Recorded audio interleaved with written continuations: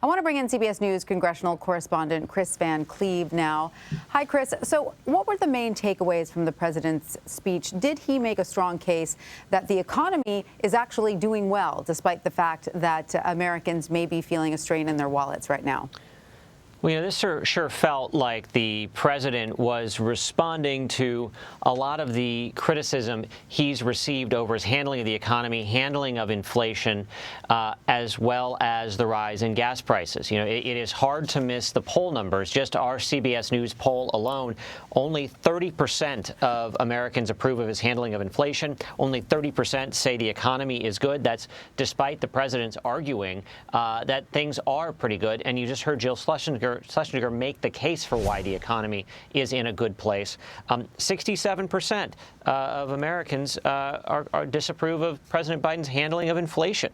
56% of Americans disapprove of how he's been doing his job. And 82% of Americans say that they have noticed the things that they often buy becoming more and more expensive. So, this was a sign of real concern for the president. And I think he was trying to make the case here that, look, we know there's a problem. Here are the steps we're taking right now to address it. Here are some concerns we have with the price of oil. We understand that inflation is going on. Here's what we're doing to try to address the problems at the ports.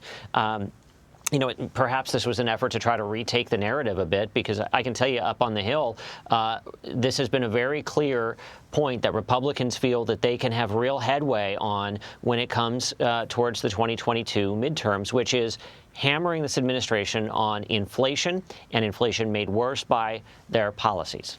Right. And as you mentioned, Kris, the new CBS News polling showing the president's approval rating is declining, with many Americans saying he's not doing enough to address inflation. It's obviously behind, his speech today. But how worried are congressional Democrats about how this could impact their chances of keeping their razor-thin majority next November? Well, I think Democrats are very concerned about the midterm election. You had Speaker Pelosi this week say she expects that Democrats will keep the House. I think that's great messaging. But when you start to look at the map just through redistricting alone, it is a tough road for Democrats. Also, historically, when you have one party control in Washington at that next midterm election, that one party tends to not do as well. So high gas prices, inflation going up, these are all things that play to a Republican narrative that should help them in the midterms.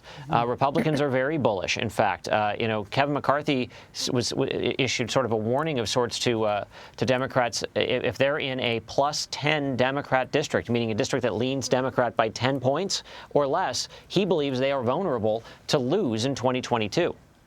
And so, Kris, is all of this going to take the wind out of the sails a bit of the president's social and climate spending bill that we know the Senate is waiting to take up? Are all Senate Democrats on board now with the House-passed version of the package? The House-passed version will 100% change if it is to become law. Senator Manchin has said he doesn't agree necessarily with the paid family leave. The immigration reform sections may not pass muster with the parliamentarian. Senator Sanders and Menendez have said they want to change the SALT provision. That's the state and local tax deduction. This plan is not going to pass the Senate the way it passed the House. It will certainly go through changes. Senator Manchin the other day did not rule out voting on this in December.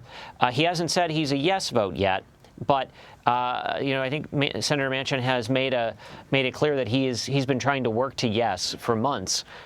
This bill is much more inside the framework that he laid out to Senator Schumer back in July that we didn't learn about until months later. Right. Could it pass? Absolutely. Will that be a boon to the Biden administration?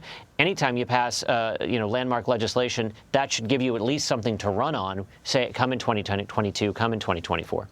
All right. Kris Van Cleave in Washington. Thank you. Sure thing.